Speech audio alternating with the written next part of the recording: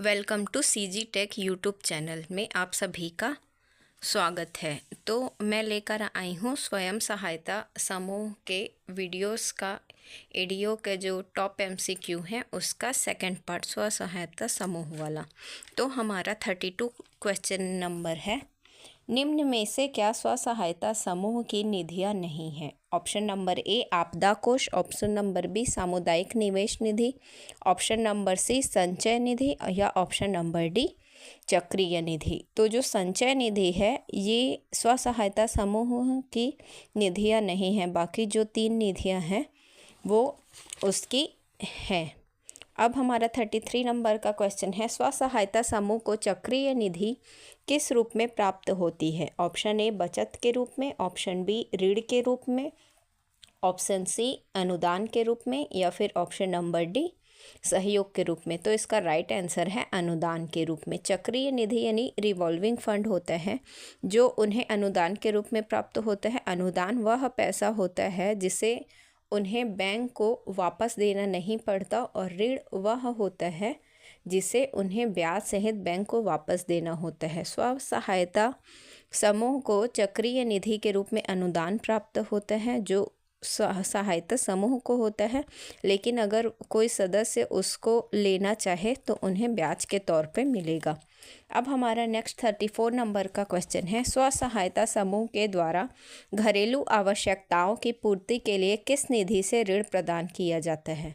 तो option number ए है चक्रीय निधि, ऑप्शन नंबर बी है संचय निधि, ऑप्शन नंबर सी है सामुदायिक निवेश निधि या फिर ऑप्शन नंबर डी है आपदा कोष। तो इसका राइट आंसर है चक्रीय निधि। अब हमारा नेक्स्ट 35 नंबर का क्वेश्चन है, चक्रीय निधि किसके द्वारा स्वीकृत की जाती है? ऑप्शन नंबर ए ग्राम पंचायत सचिव, ऑप्शन नंबर बी जनपद panchayat CEO, option number C जिला पंचायत सीईओ या फिर ऑप्शन नंबर डी संचालक पंचायत विभाग। तो इसका राइट आंसर है ऑप्शन नंबर सी जिला पंचायत सीईओ। जिला पंचायत सीईओ के द्वारा उन्हें चक्रीय निधि स्वीकृत किया जाता है, उसके बाद उनको वह बैंक से मिलता है प्रति 10 दिन में। ये 10 दिन में मिलता है और इसका अधिकतम कितना होता है 15,000 और न्यूनतम कितना होता है 10,000। अब हमारा नेक्स्ट 36 नंबर का क्वेश्चन है, स्व सहायता समूह जिसमें महिला एवं पुरुष सदस्य हैं का छत्तीसगढ़ में रजिस्ट्रीकरण अधिकरण अधिनियम 1973 के अनुसार पंजीकरण शुल्क क्या है? ऑप्शन नंबर ए 500 रुपये, ऑप्शन नंबर बी 1,000 रुपये, ऑप्शन नंबर सी 1,500 रुपये या फिर ऑप्शन नंबर डी 2,000 रुपये। तो इसका राइट आंसर है 1,500। यहाँ पर पंजीकरण कराने के लिए 1,500 रुपये लिया जाता है। नेक्स्ट 37 नंबर का क्वेश्चन है, छत्तीसगढ़ रजिस्ट्रीकरण अधिकरण अधिनियम 1973 के अनुसार महिला स्व सहायता समूह का पंजीकरण शुल्क क्या होगा? ऑप्शन नंबर ए 100 रुपये, ऑप्शन नंबर बी 150 रुपये, ऑप्शन नंबर सी 250 रुपये या फिर ऑप्शन नंबर डी 500 रुपये। तो इसका राइट आंसर है ऑप्शन नंबर सी 250 रुपये। ये महिला स्व सहायता समूह का पंजीकरण है। अगर ये महिला और पुरुष दोनों का हुआ तो इसे 1,500 रुपये में पंजीकरण किया जाएगा, लेकिन सिर्फ महिला का होगा तो 250 रुपये में पंजीकरण किया जाएगा। अब हमारा नेक्स्ट 38 नंबर का क्वेश्चन है, स्व सहायता समूह के नियम संशोधन या सदस्य जोड़ने में कितना पंजीकरण शुल्क निर्धारण किया गया है?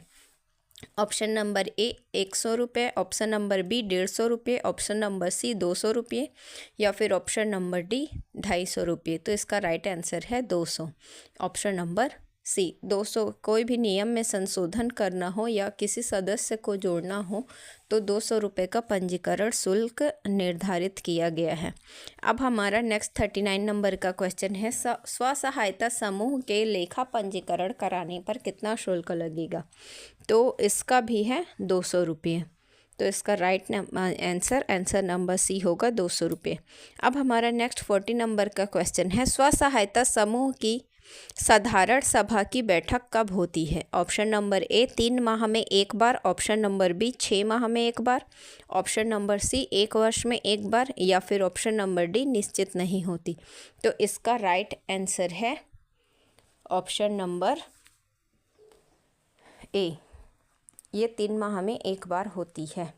अब हमारा नेक्स्ट क्वेश्चन है, स्व सहायता समूह की साधारण सभा की बैठक में गण पूर्ति कितनी होती है? ऑप्शन नंबर ए कुल सदस्यों का आधा, ऑप्शन नंबर बी कुल सदस्यों का 1/4, ऑप्शन नंबर डी कुल सदस्यों का 2/3 या फिर ऑप्शन नंबर डी कुल सदस्यों का 3/5। तो इसका राइट आंसर है ऑप्शन नंबर सी, कुल सदस्यों का 2/3। अगर मान लीजिए 15 सदस्य हैं तो 15 को उससे इंटू कर दीजिए, तो 15, 3 एकम 3 और 3 पंचे 15। तो अगर 15 सदस्य हैं तो उसमें अगर 10 सदस्य मौजूद हुए तो वहाँ पे गण पूर्ति की सभा साधारण बैठक में हो सकती है।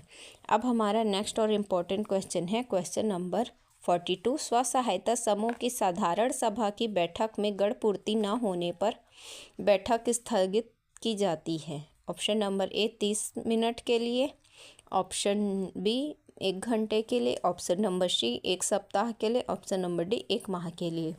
तो अगर सभा में बैठक गण पूर्ति नहीं होता तो वो 1 घंटे के लिए स्थगित की जाती है। तो इसका राइट आंसर है ऑप्शन नंबर बी। हमारा नेक्स्ट 43 नंबर का क्वेश्चन है, ये भी एक बहुत इंपॉर्टेंट क्वेश्चन है।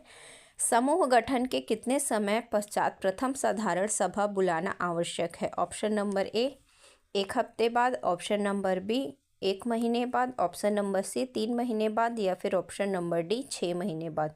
तो इसका राइट आंसर है ऑप्शन नंबर सी 3 महीने बाद। कोई भी समूह का गठन होता है तो 3 महीनों के अंदर में एक साधारण सभा बुलाना आवश्यक है, जिनमें सभी सदस्यों का परिचय होता है और नियम कायदे सबको बताए जाते हैं।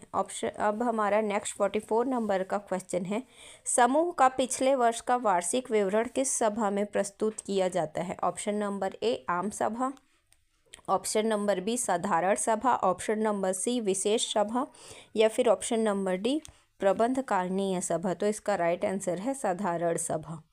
अब हमारा नेक्स्ट 45 नंबर का क्वेश्चन है, प्रबंधकारणीय सभा की बैठक होती है। ऑप्शन ए 1 माह में 1 बार, ऑप्शन नंबर बी 3 माह में 1 बार, ऑप्शन नंबर सी 6 माह में 1 बार या फिर ऑप्शन नंबर डी 1 वर्ष में 1 बार। तो इसका राइट आंसर है 1 माह में 1 बार। प्रबंधीकरण सभा क्या होती है वो पहले जान लीजिए। वह प्रबंधीकरण सभा वह होती है, वह सभा जो समूह को चलाती है उसे प्रबंधकारणीय सभा कहते हैं। समूह को चलाने वाले सभा को ही प्रबंधकारणीय, ये इसका स्पष्ट होता है, यहाँ पे लिखा है प्रबंध। तो सभी प्रबंधों का जो सभा होता है उसे प्रबंधकारणीय, और यही प्रबंधकारणीय सभा समूह को चलाती है। अब हमारा नेक्स्ट क्वेश्चन है क्वेश्चन नंबर 46। स्व सहायता समूह की सभी दस्तावेज कौन तैयार करता है? ऑप्शन नंबर ए अध्यक्ष, ऑप्शन नंबर बी सचिव, ऑप्शन नंबर सी उपाध्यक्ष, ऑप्शन नंबर डी कोषाध्यक्ष। तो इसका राइट आंसर है सचिव। जो सचिव महोदय होते हैं वही सभी दस्तावेज तैयार करते हैं, ऑप्शन नंबर बी। अब हमारा नेक्स्ट 47 नंबर का क्वेश्चन है, स्व सहायता समूह के नियमावली में बदलाव के लिए बहुमत की आवश्यकता होती है। ऑप्शन नंबर ए कुल सदस्यों का आधा, ऑप्शन नंबर बी कुल सदस्यों का 2/3, ऑप्शन नंबर सी कुल सदस्यों का 1/4 या फिर ऑप्शन नंबर डी कुल सदस्यों का 3/5। तो इसका राइट आंसर है ऑप्शन नंबर बी कुल सदस्यों का 2/3। मतलब अगर 15 सदस्य हैं तो उसमें से 10 सदस्यों को होना अनिवार्य है किसी भी नियम के बदलाव करने पर। अब हमारा नेक्स्ट 48 नंबर का क्वेश्चन है, स्व सहायता समूह से ऋण लेने के लिए किसी सदस्य की बैठक में उपस्थिति कितनी होनी चाहिए? ऑप्शन नंबर ए कम से कम 50%, ऑप्शन नंबर बी कम से कम 60%, ऑप्शन नंबर सी कम से कम 80% या फिर ऑप्शन नंबर डी कम से कम 90%।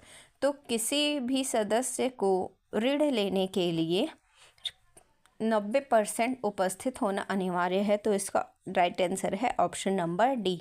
अब हमारा नेक्स्ट 49 नंबर का क्वेश्चन है, स्व सहायता समूह से ऋण लेने पर सदस्यों को कितना ब्याज देना होता है? ऑप्शन नंबर ए 2% मासिक, ऑप्शन नंबर बी 5% मासिक, ऑप्शन नंबर सी 7% मासिक, या फिर ऑप्शन नंबर डी 8% मासिक। तो इसका राइट आंसर है ऑप्शन नंबर ए 2% मासिक। अगर कोई भी समूह का सदस्य समूह से ऋण लेता है तो उसको 2% ब्याज दर पे दिया जाएगा। अगर वहीं समूह से बाहर अगर कोई अन्य व्यक्ति लेना चाहे ऋण तो सदस्यों के नियम के अनुसार जो भी सदस्य निर्धारण करे उतने ब्याज पे वो समूह के पैसे को दूसरे को ऋण दे सकते हैं।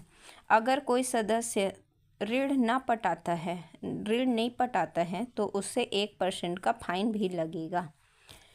अब हमारा लास्ट 50 नंबर का क्वेश्चन है, स्वसमूह द्वारा बैंक से ऋण लेने पर प्रथम अंश में अधिकतम कितनी राशि प्रदान की जाती है? Option A 50,000, option B 1,00,000, option C 2,00,000, या फिर ऑप्शन नंबर डी 25,000। तो ये जो पहला ऋण का राशि होता है वो 50,000 होता है, दूसरा जो होता है वो 1,00,000 होता है, तीसरा जो होता है वो 2,00,000 होता है।